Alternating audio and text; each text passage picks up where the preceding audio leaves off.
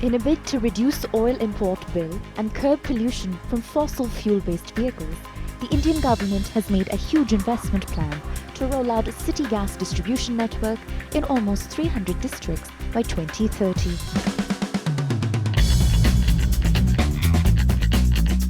As the largest concerned media house of the automotive industry, etauto.com has taken a lot of initiatives to start dialogues with all the stakeholders in their respective fields. Natural Gas Vehicle Conclave 2019 was one such initiative which was organized recently with the aim to throw light on natural gas vehicles and make NGVs a mainstream mode of transportation for private and commercial purposes, which will help the industry and the government to meet the carbon emission target promised under the Paris Agreement.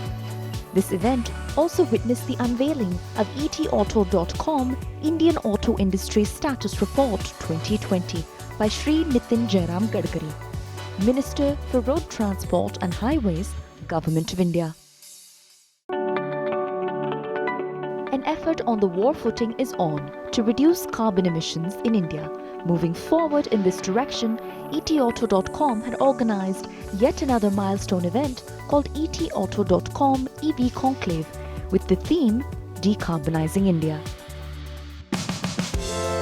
The event was flagged off with the welcome address by Nabil Khan, editor, etauto.com. Welcome to the third edition of ET Auto Electric Vehicle Conclave. Why are we talking about electric vehicles? The reason is increasing pollution. If we can bring down the pollution level by 20 to 30%, we can live at least 3 years longer. Look forward to a very prolific and insightful day ahead. Thank you so much, ladies and gentlemen.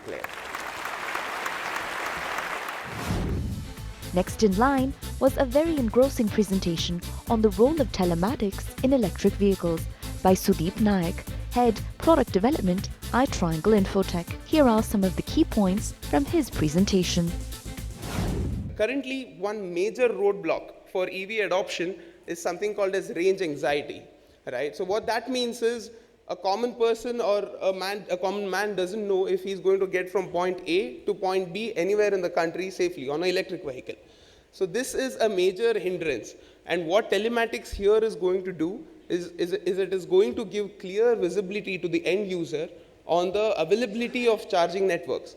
So we are looking at solutions which is going to tell you how long is it going to take your vehicle to charge at any given point in time, right? And the charging networks have to be device agnostic. So whether you're driving a truck, you're driving a car, irrespective of that, the charging network should be such that it gets you from point A to point B. The etauto.com EV Conclave had organized some thought-provoking panel discussions where industry stalwarts along with policymakers and other stakeholders discussed and deliberated on some pertinent topics in the auto sector. Decarbonizing India through electrified and intelligent mobility is one such topic. Here are some high points from the discussion. I'll start with you, Mr. Babu. Indian industry has seen a huge debate whether electric vehicles are the future. How do you see that happening? There are different phases of development. We have worked on cars, we have now come up with three-wheelers and all that. And the theory is like this, based on our about 150 to 180 million kilometers of run, our learning is EV needs to be not doing decarbonizing. It has to do three important things, I believe. One is it has to have an economic value for the buyer. Second is, of course, we need to decarbonize the city. The third one is it serving a national interest? Is it helping to reduce oil import? Is it helping to reduce the CAD and so on and so forth. So if you look at EV, I feel it has three-pronged benefits if it is applied in fleet, if it is applied in first and last mile connectivity, and if it is applied in public transport. Rajiv, just wanted to understand, because you are the newest player in the electric vehicle space, and I believe you make intelligent cars also. We have internet in them. So how do you see decarbonizing city and making intelligent mobility happen? We got lucky and fortunate that we read few signals right probably, and got the first internet car, the connectivity car. So what's happening is through that capability in the car, which is going to happen in our EV also. And by the way, EV, we have next generation of operating system better than Hector in terms of connectivity and internet connections. So there, where your charging locations, as Sudeep was talking about, your battery range, how much range is left, or your range anxiety issues, that if you basically switch off your AC, you can extend your range by another 20, 30 kilometers. All this information is available to you on your app as well as in the car. And then whole kind of statistics you can do. You can do gaming and everything. And again, I think Mahendra was doing it through some of these applications in the car earlier. So all that gamification can happen, information can go. So I think this is the real life now, okay? Again, everything is not affordable probably, but whatever you have imagined, you have heard of, it's available right now in India. Deepak, just wanted to understand, whenever EV gains volume, scale, probably the component guys would be the biggest benefactor of that in terms of supply chain. How do you see the convergence of technology? Are you ready for the transformation? We as component space don't see as a disruption. We know that green, sustained future mobility is a global trend and it will happen in India. And as Rajiv said, that probably affordability is one of the key factors. India is one of the most price-sensitive markets. Now let's put it, you talked about a sub 5 lakh car, sub 10 lakh car. Why have OEMs been very successful in doing that? It's primarily been because of the component industry. We have achieved high levels of localization. And if I were to talk about the ICE technology, we actually have all kind of technologies made for components, be it suspension, braking, plastics, everything which is there. So I think the key challenge is to get India remain competitive in vehicle manufacturing, be it in any segment. And for that, localization is the key driver. Mr. Jindal, if I can ask you, Tata Motors with such a large volume, the largest player in India, how do you embrace and what has been the transformation and the key challenges? Because you were the first one, you're the pioneers in terms of modifying key segments into electric mobility. What has been the experience in Tata Motors and what challenges do you see for other players and how those could be overcome in the future? Tata Motors, in fact, envisioned that electric mobility will be the key thing to go forward since almost more than a decade. We started working, of course, initially in hybrids, even full electric vehicles. We did the ACE electrification almost 15 years back. But probably that was ahead of its time. The industry has not matured, as has been mentioned. The cost of battery was too high, so it was unaffordable. And also the government, probably the incentives which could really make people buy these vehicles was not there or non-existent almost. So, but of course, as a leading player in the industry, we thought it's our duty that we should do that. And we spend a lot of money in developing technology, of course, working with a lot of international players to bring in that technology. One big positive about electric vehicles is that it helps you to improve the efficiency of the whole system. Because your energy utilization in the electric vehicle can be very closely monitored, controlled, and then, of course, delivered. That is what actually gives the value to the customer. Thank you so much for all my panelists being such a good, thought-provoking thoughts. And thank you so much for the audience for being so nice. Thank you so much. During the gala event, a white paper was unveiled by Deepa Bhatia, GM of YouGov India. The report has highlighted the rising aspirations and purchasing power positions of millennials, who make a powerful contributor to the growth of the auto sector in India. Indian millennials today, the dream of car ownership is still very, very much alive. They do want to own cars. There is a strong demand for it. There is an openness to embrace new technologies and features that help them make their cars much more smarter. They're excited about electric vehicles and want to be seen as future ready. Up next was another presentation by Atul Arya, Head Energy System Division, Panasonic India. He spoke on the topic of India's chemistry for electrification. Here are some of the key takeaways. So what you see on the screen is a basic chemistry actually in action. So this is for any battery, by the way, not just for lithium-ion battery. So there is an anode and a cathode. Today I'm only talking about lithium-ion, and lithium-ion itself is a generic name. It's not a single chemistry to talk about. There is LCO, there is LMO, there is NCA, there is NCM, there is LTO, and each of them has its own explanation. So there is cobalt, manganese, titanate, and variety of oxides. And as we speak and as we have been observing, there has been always a constant evolution of these chemistries over last many decades, and it still continues to happen.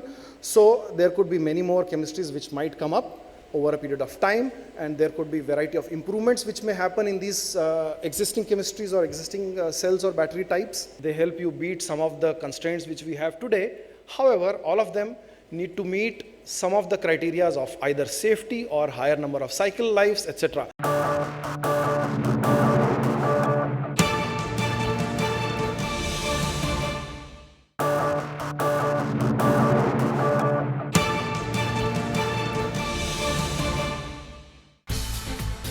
The next panel discussion was based on the topic of learn and unlearn from top global EV markets, where the industry leaders shared their learning curves from the global EV domain. Here are some highlights of the discussion. So our topic for today is the learnings and unlearnings from EV global players. Now, if you talk of learnings, there's a saying in English, there's those who don't learn from history stand condemned by it. So if we don't learn from history, we are condemned. But there's a converse saying also, those who follow history blindly also stand condemned by it. So you have to choose where you stand, and you choose very carefully. We'll start right away, and I think the one and the areas which you want to say, what are the learnings from major EV markets? We'll talk of the learnings before which you think are applicable to India. Mr. Etsu, you come from, China has got more than 50% of the EV market, or 60%, and BYD is leading the pack. I mean, BYD is everywhere. What are the learnings which you think the global market or Chinese market can come to India which are relevant for India?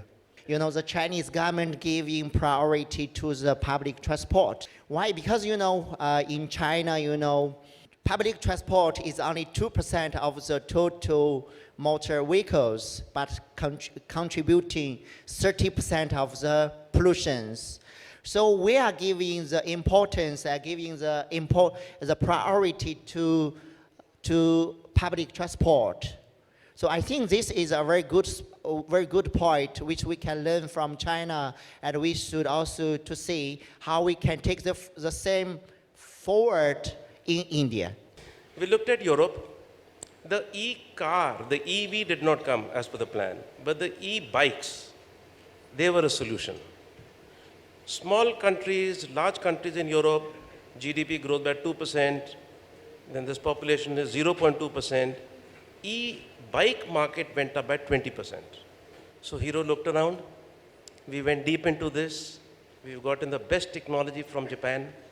We bought a company in Germany, right next to Tesla Motors. I'm sure we'll do some work there. So Hero is now ready, and our e-bikes, we will have some world share in there. Having sold product earlier in 24 countries, I found one thing that was very common among customers everywhere, and that product cost, range anxiety, and long refueling time were key barriers at different perspectives that had to be addressed, and this is very clear.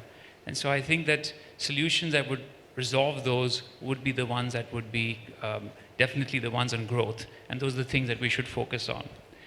The second learning for me was, especially when we had a chance to rebrand product, is to make electrics really cool. And we had the opportunity in UK to do it, and so you had film actors and RJs and chairmen of bank, and all of a sudden electric became cool. And that became a good way to push it more than just being green or economically viable, but can you also put a cool factor to that, especially with the younger generations, that becomes quite relevant. I think, first and foremost, wherever EVs have taken off, the driving factor has been the cost competitiveness and the economics that the customer has thought about. Like world over, we say Tesla is a success story. That's because when you compare the price of a Tesla, which stands in the luxury segment, the incremental price for the EV is not as high. But if we start looking at the mass market, it becomes much higher. That's why we don't see much adoption happening there. So that's one learning that we've seen across segments. We have to learn We have still worked on IC for ages. So learn the EV way is a new thing what we are, when we go to NADA, we try to find out what can we learn and what are the best practices. Because as of today, you know, our service support is the major part of the viability. Once the EV is launched, obviously, then our service would be what? Only battery change, tire changes, and just body shop. So our overall viability goes for a toss. So that is where what, as FADA, we are trying to learn from NADA, how are they viable with the pure EV dealership. Obviously, if ICE and EV go side by side, we'll be able to manage. So thank you, the audience, for being a patient audience, and all to my panelists. Carrying on the motion set by the industry leaders, here are some key points from some of the most invigorating presentations made by industry stalwarts and policymakers as they spoke on different aspects of the EV and its electrification. First objective is to develop Maharashtra as leader in the EV manufacturing and use of EV. To promote the export of EV components, battery and charging equipments. To create newer employment opportunities. To promote sustainable transport system and to promote R&D, innovation and skill development in EV sector. Maharashtra has an incentive policy for mega and ultra mega units. Maharashtra is divided into A, B, C, D, 4 kinds of regions. In a normal case, if you have to get that incentive or if you have to qualify as a mega project, you need to attract an investment of 1,500 CR or a minimum employment of 2,000. However, for electric vehicle sector and also for ESDM, we have reduced this in A and B regions to 250 crore in terms of investment or 500 employment generation. All of you are invited to invest in Maharashtra. Thank you. We have 3 basic objectives for pursuing electrification. One is, like in most of the countries, the energy security. Second is carbon emission, and of course local pollution, which I'm sure you will all be fully aware of. And then we come to the consumer side. Why is it the consumer wants? There's some intrinsic motive that he wants to be seen as environmentally sensitive, and of course many of us are. Some people look at it as an image enhancer. But finally, when it comes to buying, they will have to look at those, what we call experience economics. While talking of the electric vehicle, it's no longer electrical. We need the expertise from various domains. The expertise from mechanical engineering, the expertise from material science, the expertise from electrical engineering, the expertise from communication engineering, the expertise from computer science engineering, as well as the design. So, keeping in that mind, IIT Delhi recently launched a Center for Automotive Research and Tribology, and the motto of this particular center is to have strong collaboration between the academia, the industry, the startups. So, we have to create an ecosystem which will be helpful. There must be a strong collaboration between the academia and industry to solve each other's problems. As the auto industry is transitioning into the new era of vehicle electrification, collaboration is the way to go forward. Elaborating more on the subject, a panel discussion was organized where the industry leaders discussed the topic of collaboration, the new wheel of transition. First, we will start with you. How do you see the collaboration taking place in your space, and how can you use collaboration as a tool to strengthen supply value chain? We in Tata Autocom have certainly done 3 collaborations internationally, with Tata Chemicals going into cells, Tata Power going into the infrastructure, Tata Capital for finance. So there is a larger ecosystem for a Tata group per se, and it's the first time, I would say, in the auto industry, startups would play a very major role for their ecosystems. As the challenge is big and at multiple levels, the collaborations also have to be at the multiple levels. First of all, right, is the ICE vehicle, right, the ICE technology, which is the current technology and is sustainable on its own, right, needs to coexist with the new technology. So the one is that both have to coexist towards creating scale for the EV technology, Because as otherwise, there will be a very, very big, because one cannot replace the other in the immediate future. So they have to coexist. Well, collaboration in the automotive field is there for ages, for decades, of a different order, different sort. When we talk of collaboration now in terms of electric vehicle, I have been in almost all my life in automobile. I always used to take pride as an engineer in the engine part of it. Every 2 years, 3 years, we will come out with another engine which is intrinsic to us inside the plant. That's gone away because of just 200 parts, not much differentiation within the vehicle in terms of technology, engines going from one stage to another. So one need is that of collaboration, especially in cars, I would say. So I'll start with a little bit what the Uber mission is, right? It's we ignite opportunity by setting the world in motion. So what basically that means is what we are looking for is building this operating system of cities where we want to empower all types of mobility options, be it two-wheelers, three-wheelers, cars, or even all the other potential modes of transport that come over time. This gives us a strategic advantage of scale as well as obviously powered by technology. And that's why we feel that we actually will have a pretty strong role to play in electrification. I think personally there are three types of collaborations. One is technology, we're talking about business collaboration, and then we're finally talking about data collaboration. Thank you so much, gentlemen, for having such an insightful discussion. Thank you so much.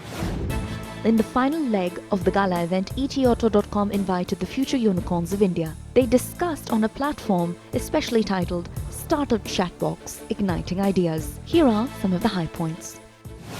I think this bunch of people we are here was a bunch of startups, and we'd like to discuss how these startups think about the future of mobility, especially towards the electric vehicles. Goldie, your startup is pretty renowned. You're a well-known startup. What are the key challenges at the moment you guys are facing? Supply chain has been one of the single biggest challenges that we faced, I would say, 5 years ago, and continues to be perhaps our single biggest pain point, which is in terms of the quality, indigenization of the product, building products that is suitable for Indian sort of environment, getting the right battery packs that work safely and reliably in Indian operating conditions, or getting the vehicles that meet the sort of the stringent operating needs of this country. We develop full stack drivetrains for electric vehicles, starting from motors, power electronics, control electronics, gearboxes, all the software that runs all of it, including and then wire harnesses and displays and telematics. And we do this as an integrated system, which means that each of these components is designed, developed, tested, certified by us, and then manufactured by us for supply to OEMs. What this does is enable the OEM to offer vehicles that compete in price and performance with regular combustion engine vehicles. We feel that there are a couple of strategies that can be deployed to control the costs of the battery packs which are being built by any company. Our experiences would be a little different in that regard, because since we are attempting to build battery packs for buses, and a single bus can have up to 250 kilowatt hour of energy storage. So we are talking at a very different scale when we talk to our suppliers. So that brings in one price reduction for us. So thank you so much. Thank you so much for valuable inputs, panelists. And with that, we end up with the session. Thank you so much.